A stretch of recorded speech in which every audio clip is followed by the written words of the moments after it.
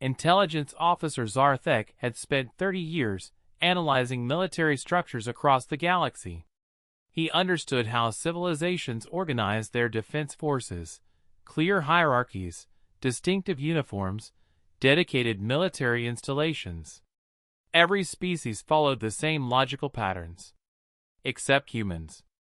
"This doesn't make sense," he muttered, reviewing surveillance footage from Earth for the 14th time. His analysis team gathered around the holographic display, equally confused. "Look at this individual."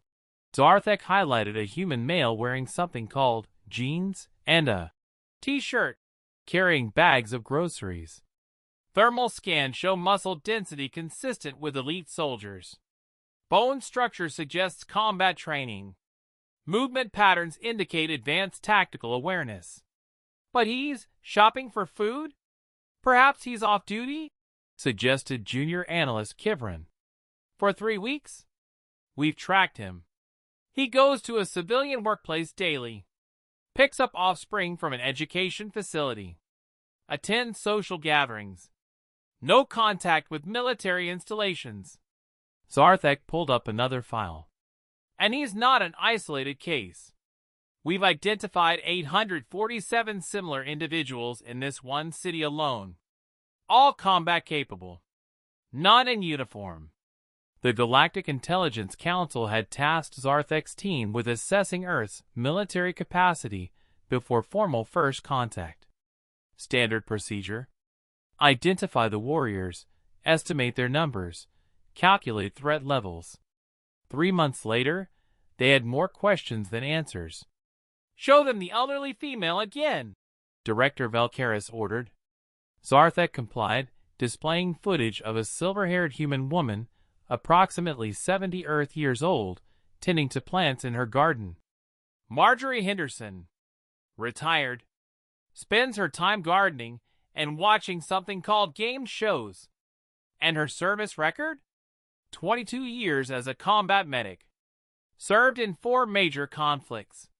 Decorated multiple times for valor under fire. Confirmed kills: 7 enemy combatants while defending wounded soldiers." Zarthek paused. "She bakes cookies for her neighbors." The council chamber fell silent. "There's more," Zarthek continued, pulling up file after file. "This individual repairs vehicles for a living. Former special operations, 47 combat missions. This one teaches younglings mathematics, former military intelligence officer. This one operates a small restaurant, previous occupation, explosives expert." "Why?" Velkaris demanded. "Why would humans hide their warriors among civilians? It violates every standard military protocol. We believe," Zarthek said carefully, "that they're not hiding them. We think humans don't maintain a separate warrior class. They simply return to civilian life." "Impossible. Warriors are warriors. You can't just stop being a soldier." "Humans apparently can. They have a concept called veterans. Trained fighters who complete their service period and integrate back into general population. They take on normal occupations, raise families, participate in civilian society." Analyst Kivrin raised a tentacle. "Sir, we've also identified a disturbing pattern with their recreational activities." The screen showed humans engaged in various activities: running long distances, lifting heavy objects, practicing combat techniques in dedicated facilities. "They train," Kivrin explained, "voluntarily, for enjoyment." This human, he highlighted a woman in running attire, works as a medical professional. She also runs 50 kilometers every week and practices something called Krav Maga. She's never been in the military. "Let me understand this," Director Velkaris said slowly. "Humans maintain combat readiness as a hobby?" "It appears so. They have commercial establishments dedicated to physical training. Millions of humans pay to exercise and learn fighting techniques. For fun." Zarthek pulled up the most disturbing finding. "And there's this. The human civilian education system includes mandatory physical fitness programs. They teach their young to run, fight, and survive starting at age 5. They're training their children? Valkyris's chromatic display flickered with alarm. How many? All of them. Universal education includes physical combat preparation.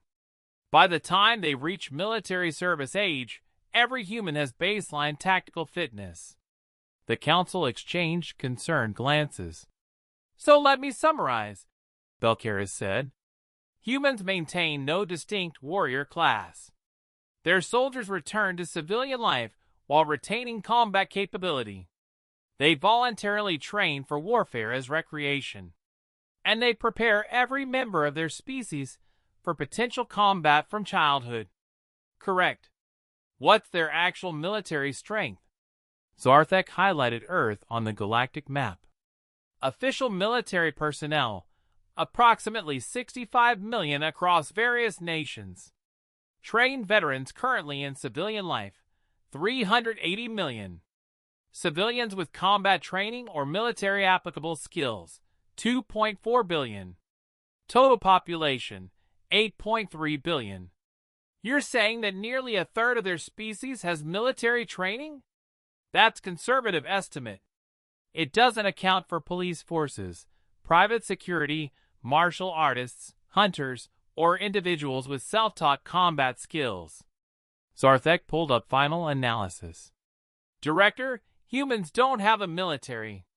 They have a heavily armed society that occasionally wears uniforms. Director Valkyris processed this information. Every other species in the galaxy maintained clear separation between warriors and civilians. It was logical, efficient, safe. Humans had apparently decided that everyone should be a potential soldier.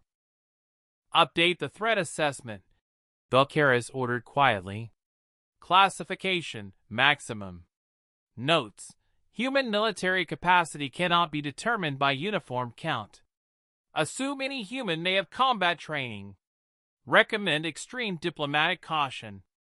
There's one more thing, Zarthek added reluctantly. We intercepted communications discussing their Second Amendment and concealed carry permits. Director, many human civilians are armed. Legally, they carry weapons in daily life. They walk around armed. In grocery stores? Yes, sir. Valkyris made a decision. When we make first contact, we approach with peace offerings. Maximum respect. And we never, ever assume the human in casual clothing is just a civilian. The report was filed under Species 4817 Earth humans. Warning: no clear distinction between military and civilian populations. Entire species should be considered combat capable. Recommend friendly relations. Do not provoke. 3 months later, when the Galactic Council made first contact, they were greeted by a human diplomat in a business suit. Intelligence had identified her as a former Special Forces colonel with 137 confirmed combat operations. She welcomed them warmly, offered refreshments, and discussed trade agreements. Her pleasant demeanor didn't fool anyone. They'd learned their lesson. On Earth, the deadliest soldiers looked like everyone else. Because everyone else might be one.